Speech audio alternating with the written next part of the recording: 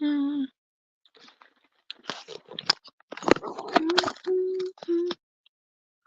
Okay.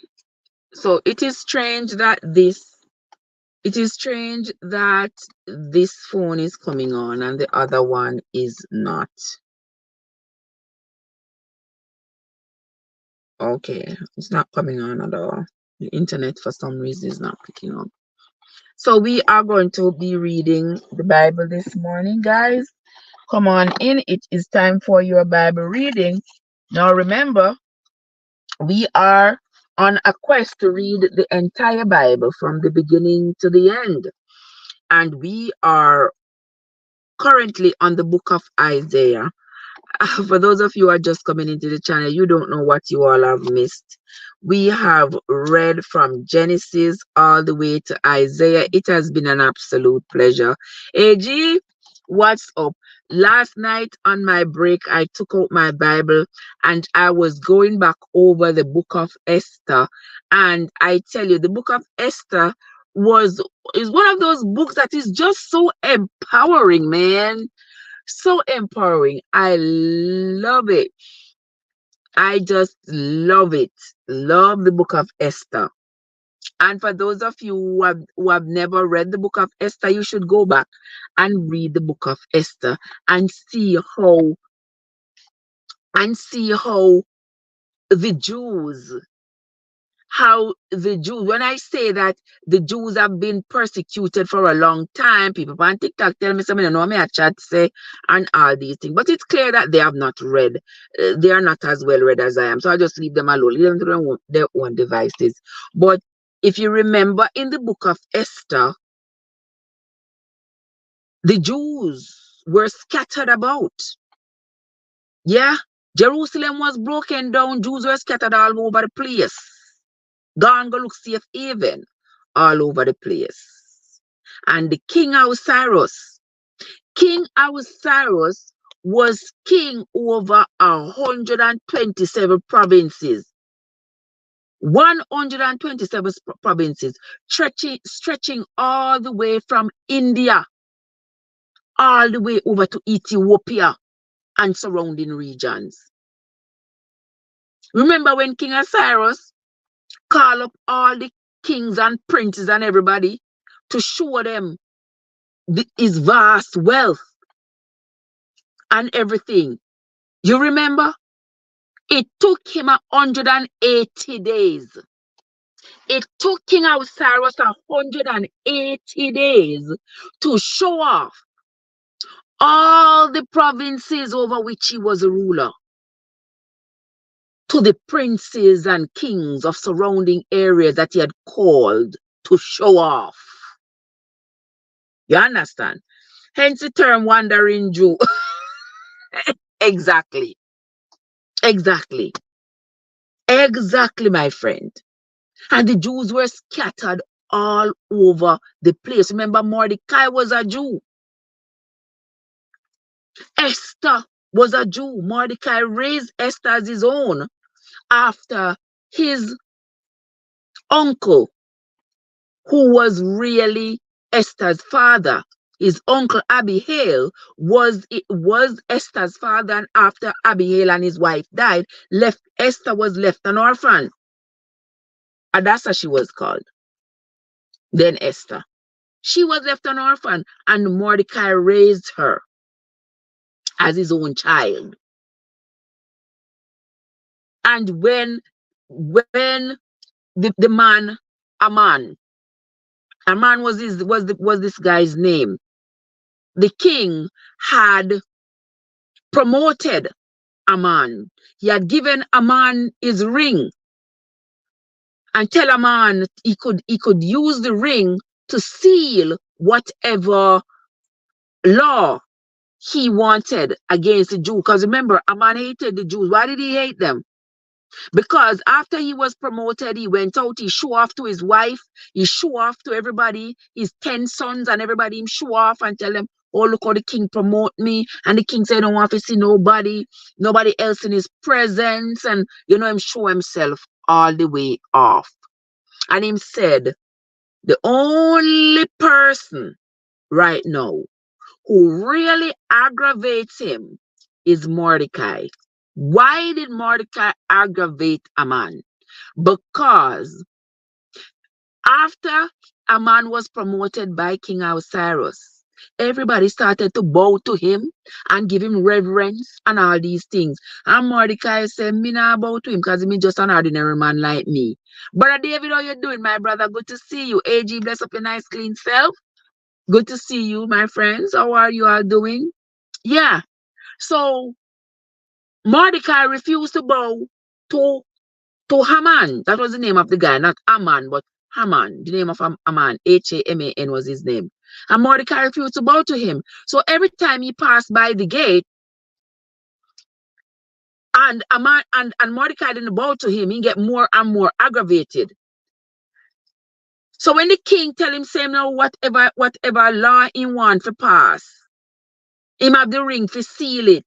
He saw it as his time now to enact this law now. He said he's going to slay all the Jews. That are the law when passed out, and him send the news on horseback and camelback to carry it throughout the 127 provinces to tell everybody that Anwa, I did the 13th day of December, I believe.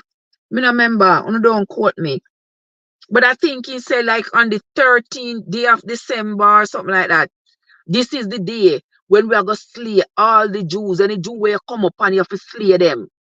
This is the day when we are going to slay them.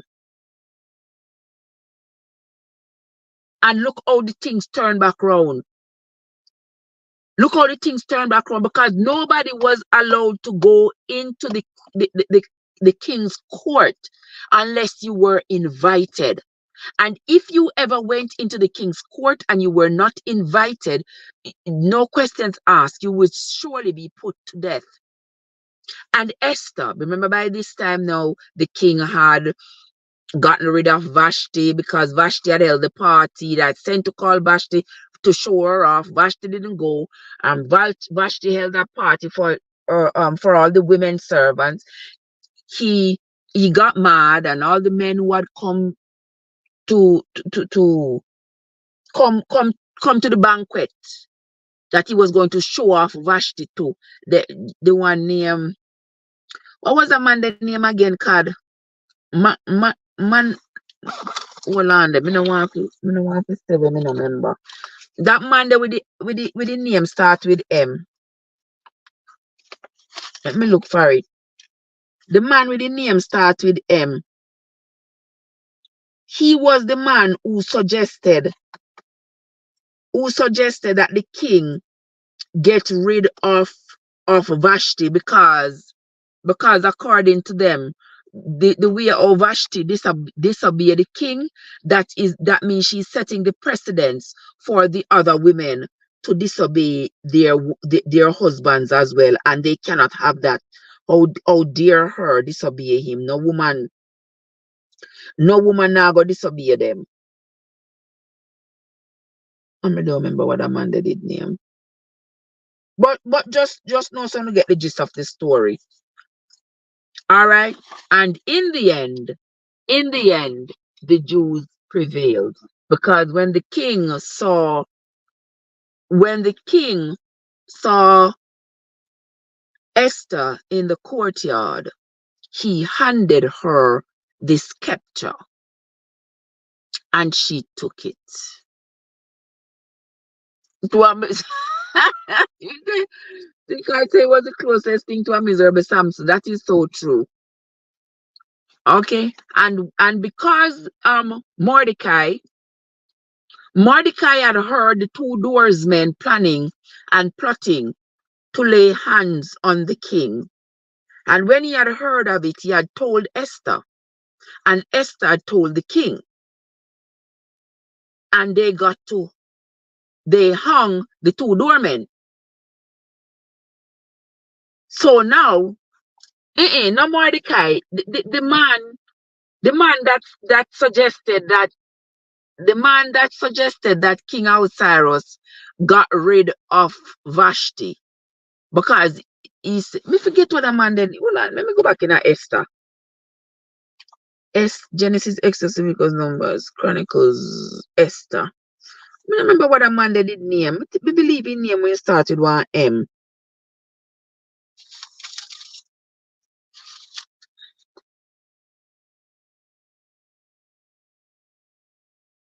I can't remember what that man they did name. But I remember when he sent for Vashti and Vashti didn't come, the man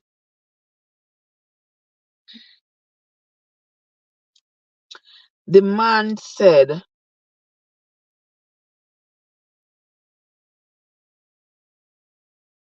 can't find it.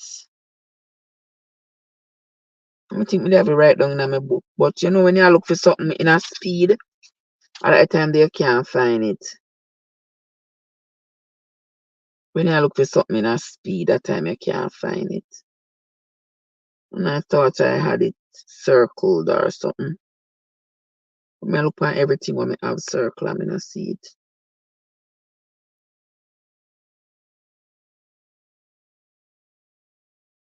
I mean, I like leave my thoughts at the wayside, you know. I like when my thoughts are complete.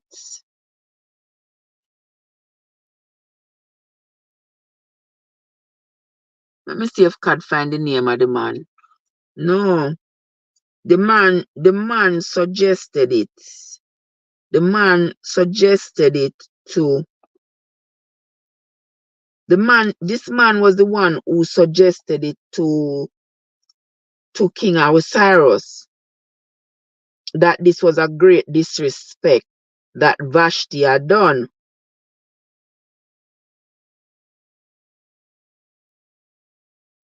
Yeah, that it was a great disrespect.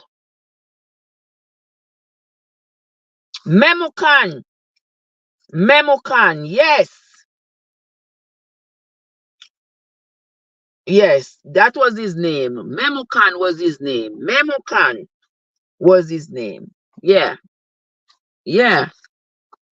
And he was determined to he was determined to have the king get rid of Vashti and pick a new queen because him say Vashti's action, not only did she disrespect him, but she had set the precedence for all the other women to start disobeying and disrespecting their husband. Okay? And in the end, the king did get rid of Vashti and he chose Esther. And Esther did not reveal to anybody that she was a Jew, because if Cyrus knew that Esther was a Jew, he would not have chosen her. As beautiful as she was, he would not have chosen her, because remember, the Jews were just servants and bondsmen, bond servants and slaves and outcasts. But he loved Esther. He thought Esther was the most beautiful woman. You never hear of Memucan? Yeah, me never hear Memucan name again at all, for true. You understand? And Mordecai had told Esther not to reveal that she was a Jew. And she never revealed that she was a Jew until when the king asked her to ask him for just about anything she wanted. Just about anything she wanted. And that's when she talking to him, and I say, you know, the people. That time, Aman already go ahead, gonna build gallows. Gonna build gallows to take Mordecai's life, to get rid of Mordecai. And that was suggested by Haman's wife. It was Haman's wife, Teresh or Zeresh, whatever her name was. She was the one who suggested to her husband Haman to build the gallows for Mordecai, and him end up getting hung on the gallows himself. And the clothes, the same robe and crown and something that the king had given to Haman was now put on Mordecai. The horse. Him think of him did I go ride the horse. Him think of him did I go wear the crown and the priestly robe, the kingly robe. And he was forced to put that clothes and that crown on Mordecai. Mordecai mount the horse and ride around the town. And he was so humiliated. He was so humiliated. I think he was happy that he was hung, because he was so humiliated that the same man who him want to slaughter and build gallows for, and told everybody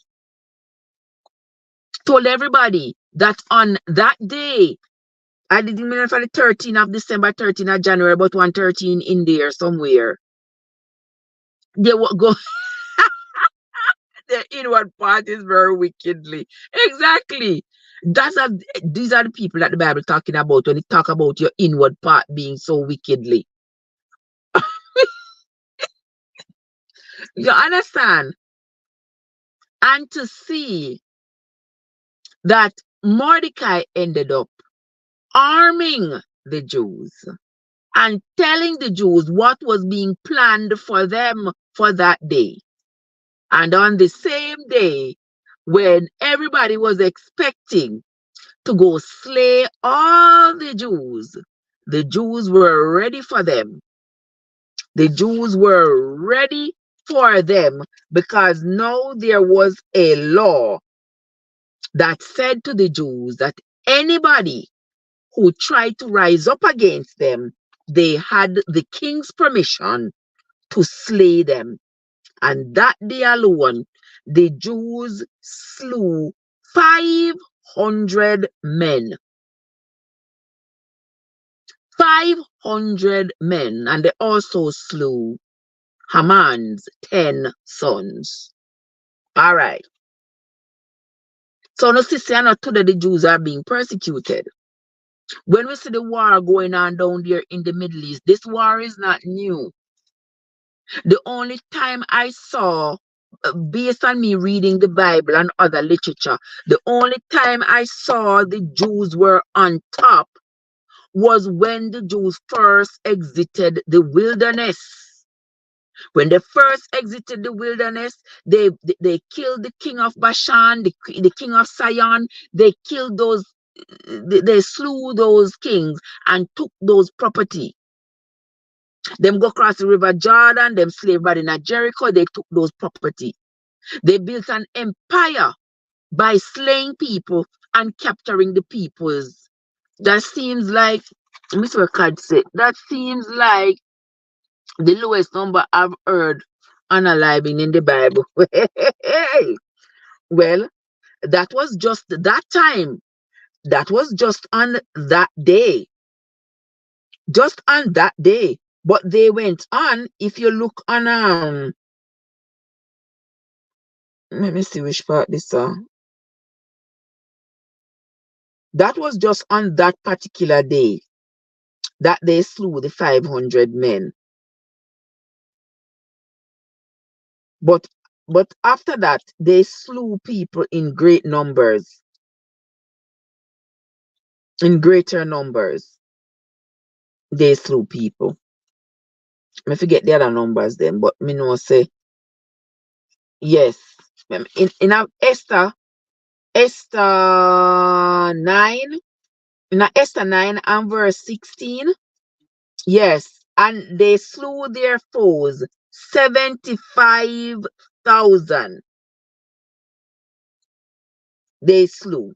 The Jews slew 70, but the other Jews that were in the king's provinces gathered themselves together and stood for their lives, and had rest from their enemies, and slew of their enemies 75,000.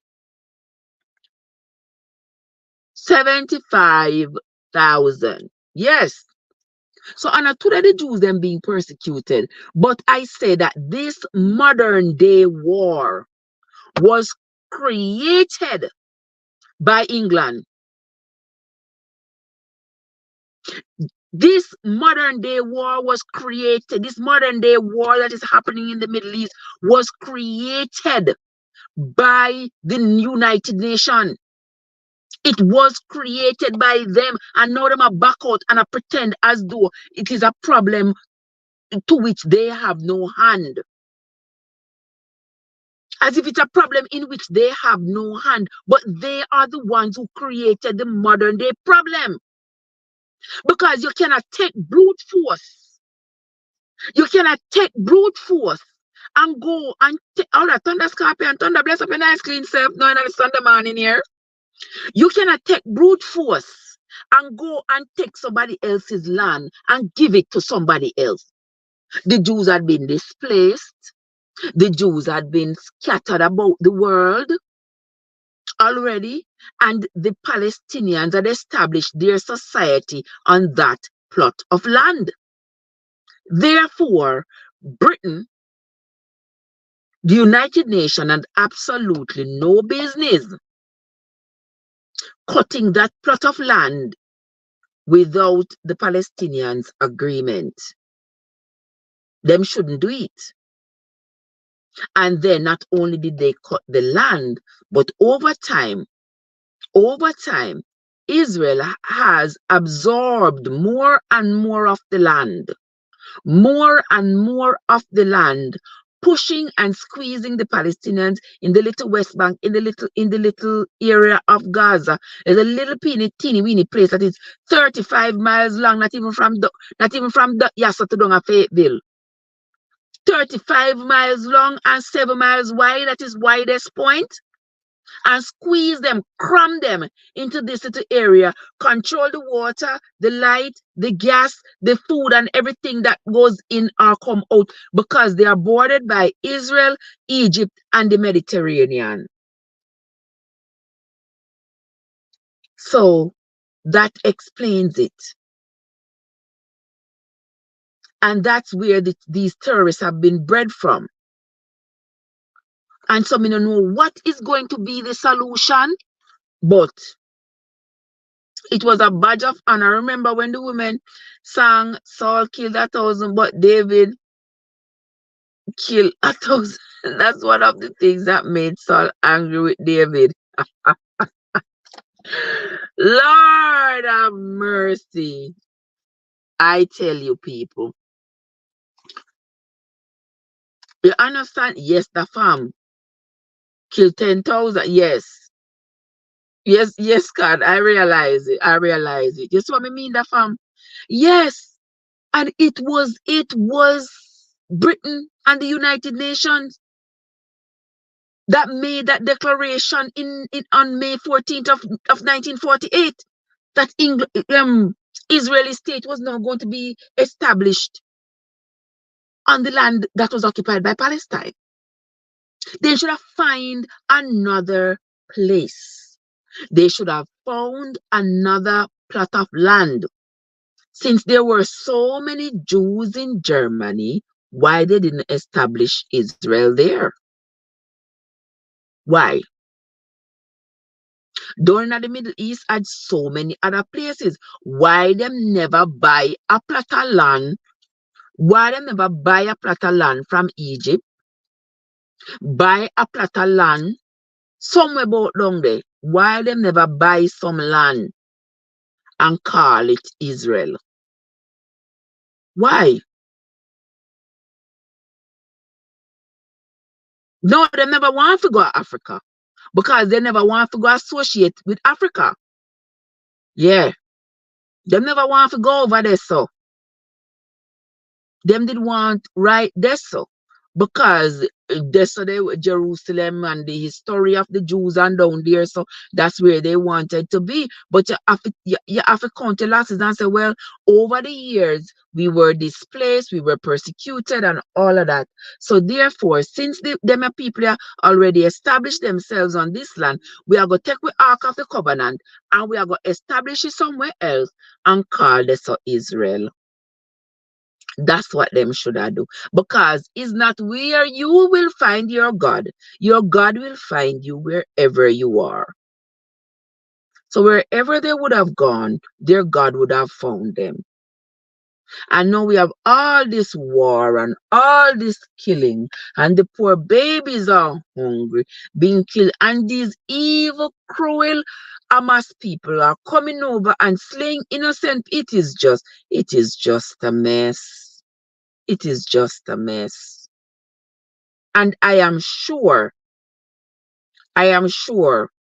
that somebody had foreseen this mess, but they still went along with it anyway.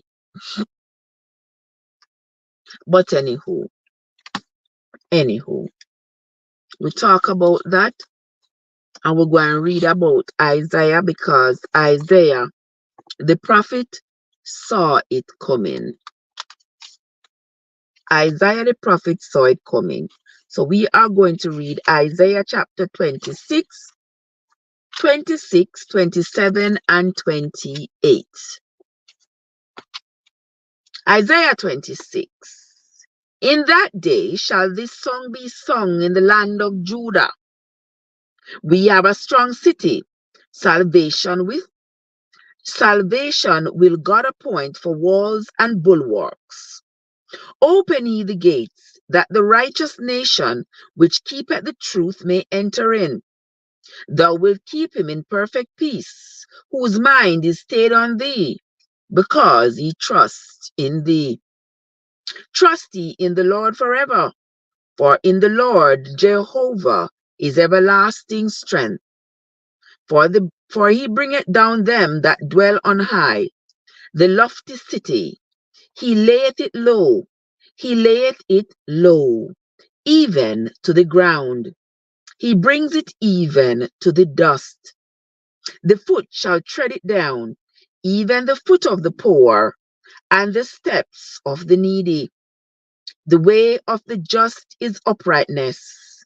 Thou, most upright, dost weigh the path of the just. But the Ark of the Covenant is still not in Israel today. It's somewhere in Ethiopia. So what's their point? Great question. Great question. Great question. Because over the years, borders have changed. Borders have grown and shrunken over the years. So I really don't know. I really don't know. Verse 8 says, Yea, in the way of thy judgments, O Lord, have we waited for thee. The desire of our souls is to thy name, and to the remembrance of thee. With my soul have I desired thee in the night. Yea, with my spirit within me will I seek thee early. For when thy judgments are in the earth, the inhabitants of the world will learn righteousness. Let favor be showed to the wicked, yet will he not learn righteousness. In the land of uprightness will he deal unjustly, and will not behold the majesty of the Lord. Let us continue.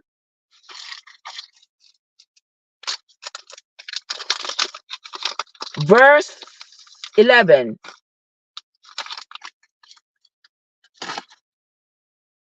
Lord, when thy hand is lifted up, they will not see, but they shall see. It's not going on.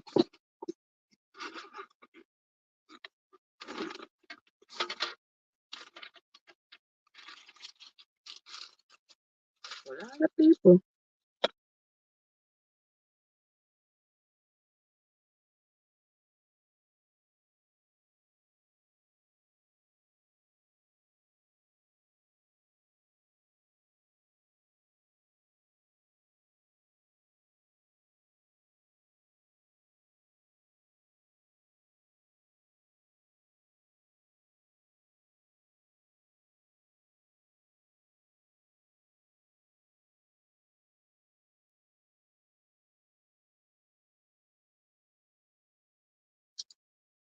Okay.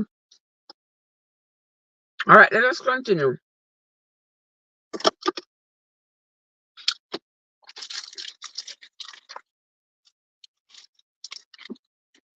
my spoon. Hold on, yeah, people. Let me tend to this here. Let me tend to this occasion that is occasioning right here.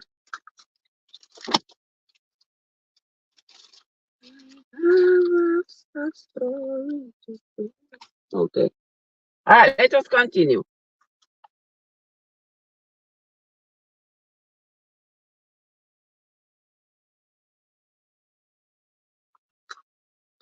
Hold on, let's go to 2 on this. Verse 10 of Isaiah chapter 26. Verse 10 says, let favor be showed to the wicked, yet will he not learn righteousness. In the land of uprightness will he deal unjustly, and will not behold the majesty of the Lord. Lord, when thy hand is lifted up, they will not see, but they shall see and be ashamed for their envy at the people. Yea, the fire of thine enemies shall devour them. Lord, thou wilt ordain peace for us, for thou also hast wrought all our works in us. O Lord our God, other lords beside thee have had dominion over us, but by thee only will we make mention of thy name. They are dead, they shall not live. They are deceased, they shall not rise. Therefore hast thou visited and destroyed them, and made all their memory to perish. Thou hast increased the nation, O Lord. Thou hast increased the nation. Thou art glorified. Thou hast removed it far unto all the ends of the earth.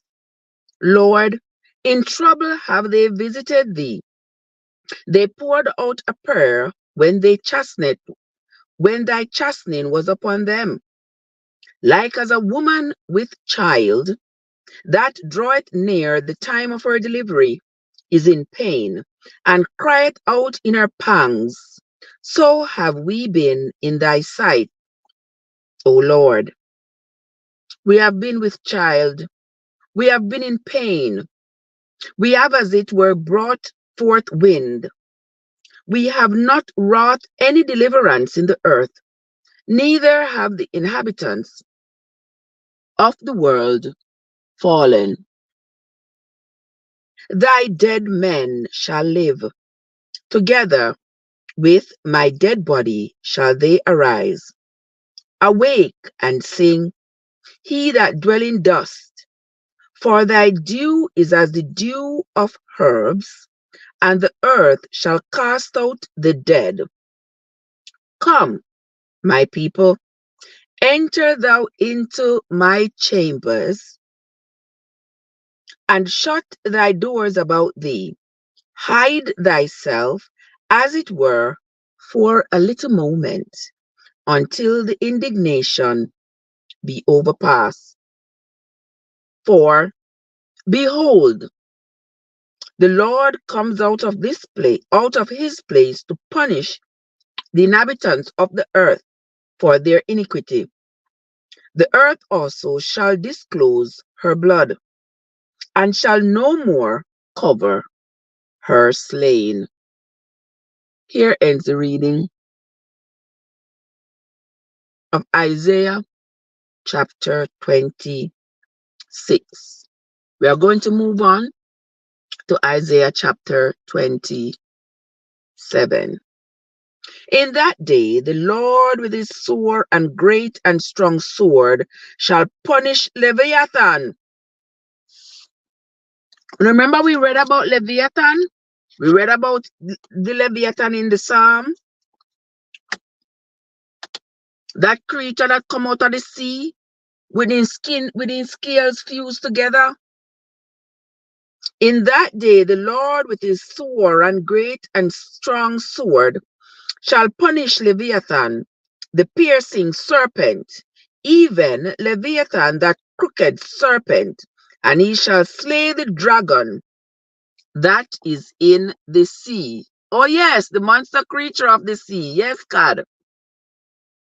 In that day sing ye unto her a vineyard of red wine. I, the Lord, do keep it. I will water it every moment, lest any hurt it. I will keep it night and day. Fury is not in me.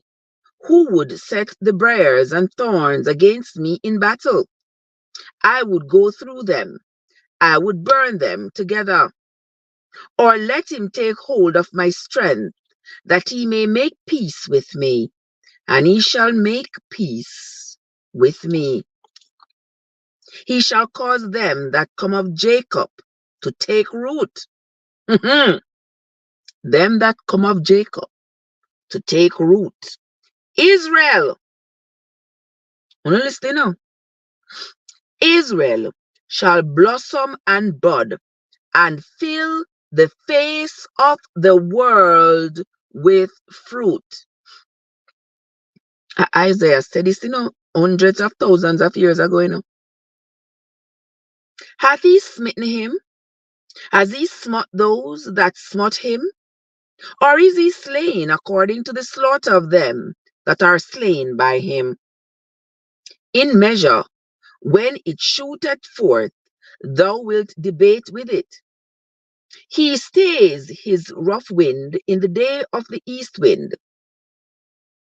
By this, therefore, shall the iniquity of Jacob be purged, and this is all the fruit to take away his sin, when he makes all the stones of the altar as chalk stones that are beaten in sunder. The groves and images shall not stand up.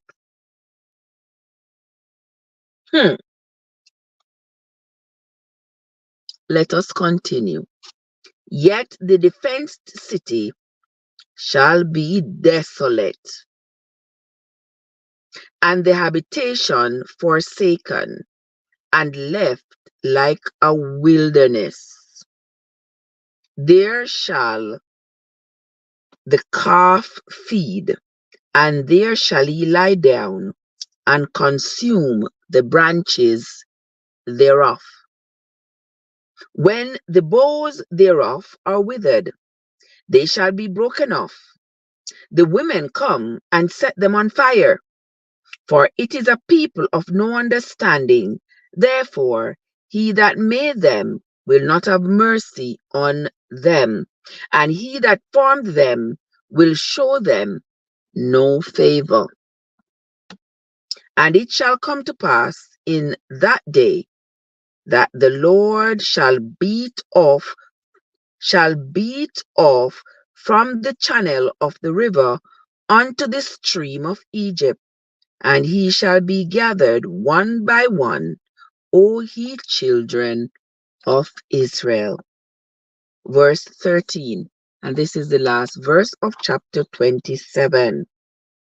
And it shall come to pass in that day that the great trumpet shall be blown, and they shall come which were ready to perish in the land of Assyria, and the outcast in the land of Egypt, and shall worship the Lord in the holy mountain at Jerusalem. Here ends the reading of the book of Isaiah chapter 27.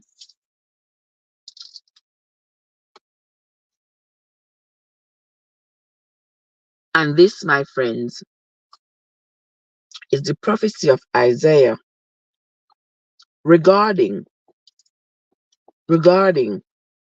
what is happening in the Middle East right now. We are going to continue. It says there's going to be a celebration on the Mount of Jerusalem. All right, I guess there is going to be. I wonder how Brother David feeling this morning. I know he was in the chat. I don't know if he left. Brother David, we are going to continue to pray for you. Guys, we got to continue praying for Brother David. I'm praying that I'm praying that the mighty hand of healing touches him and heals him from whatever ails him.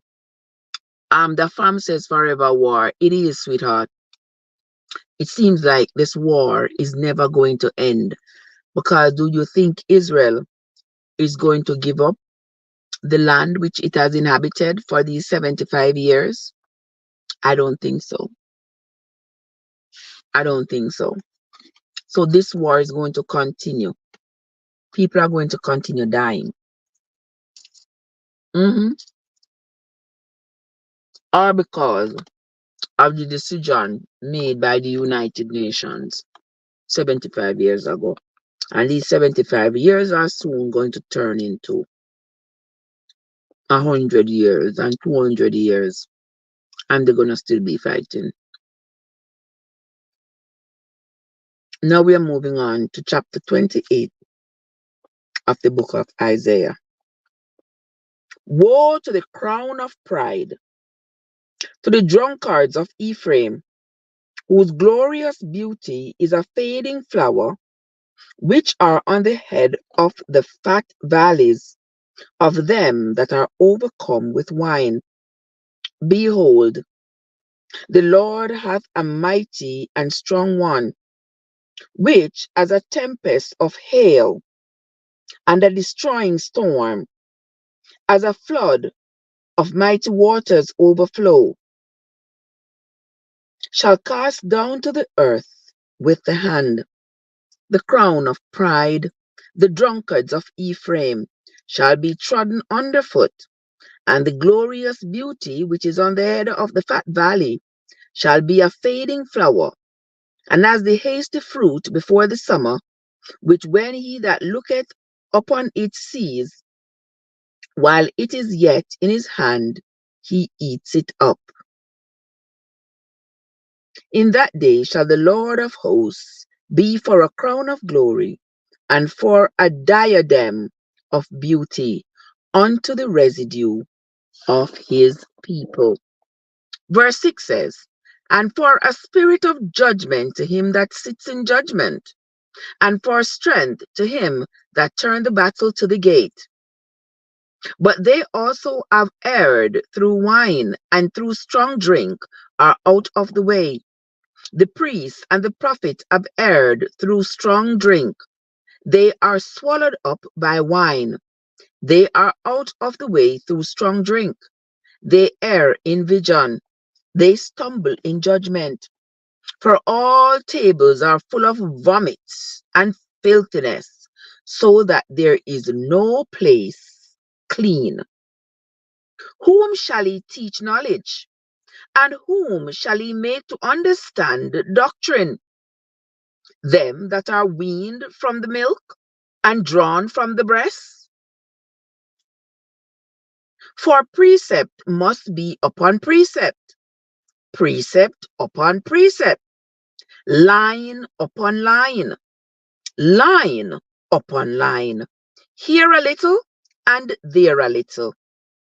For when stammering lips and another tongue will he speak to this people, to whom he said, this is the rest wherewith he may cause the weary to rest, and this is the refreshing. Yet they would not hear. But the word of the Lord was unto them precept upon precept, precept upon precept, line upon line, line upon line, here a little and there a little, that they might go and fall backward and be broken and snared and taken. Wherefore, hear the word of the Lord, ye scornful men that rule this people which is in Jerusalem. Because he have said, we have made a covenant with death, and with hell are we in agreement.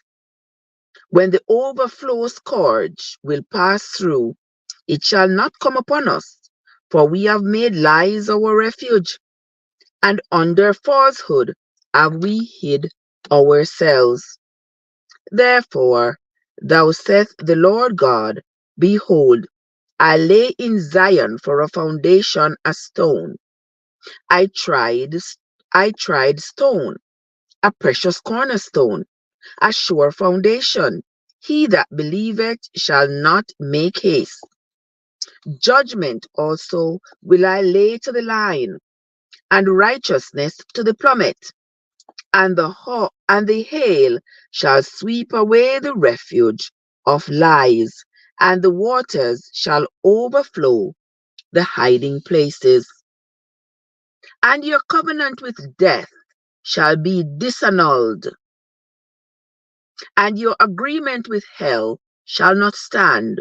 When the overflowing scourge shall pass through, then ye shall be trodden down by it. From the time that it goeth forth, it shall take you. For morning by morning shall it pass over, by day and by night, and it shall be a vexation only to understand the report. For the bed is shorter than that a man can stretch himself out on it, and the covering narrower than that he can wrap himself in it. For the Lord shall rise up as in Mount Perazim. He shall be wroth as in the valley of Gibeon, that he may do his work, his strange work, and bring to pass his strange act. Now therefore be ye not mockers,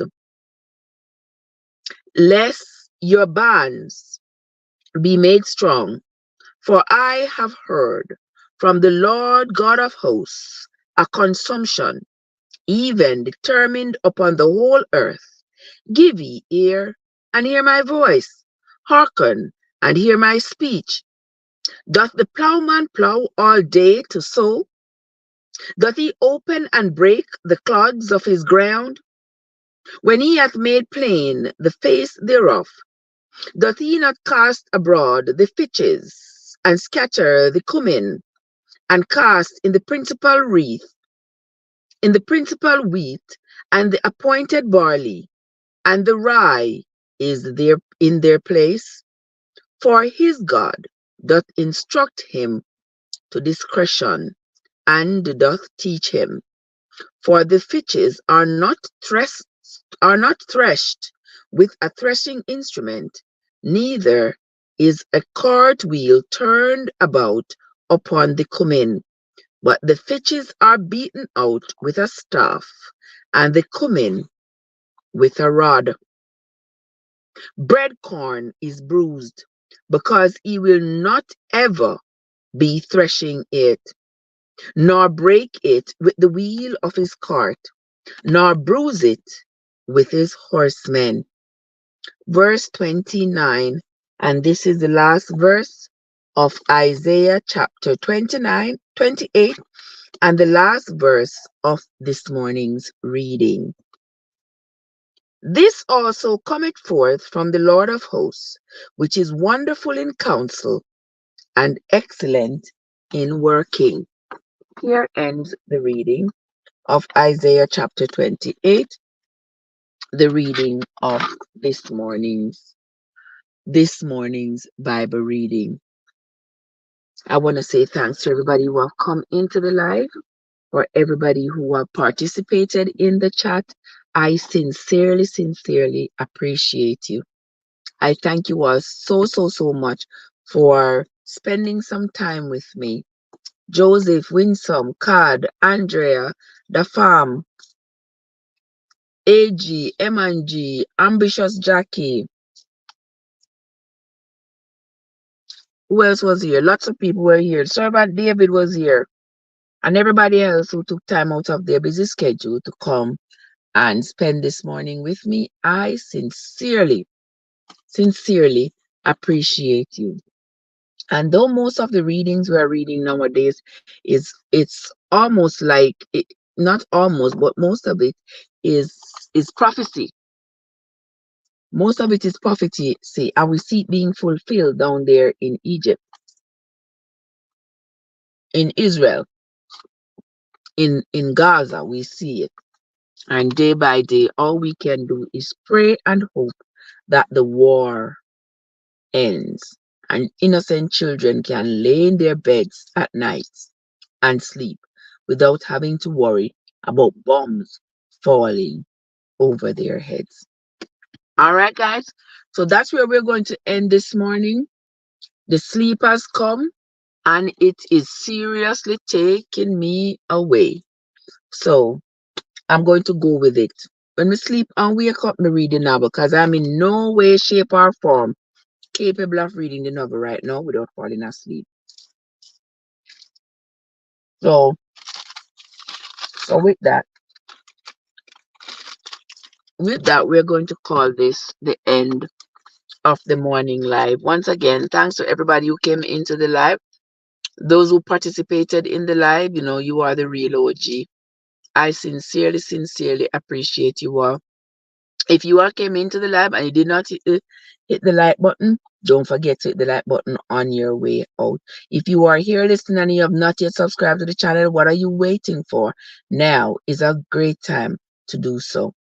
And that's going to be it from me for today, my friends. Until next time, this is Trev from Trevessence, where your journey matters. Have yourselves a great day, everybody.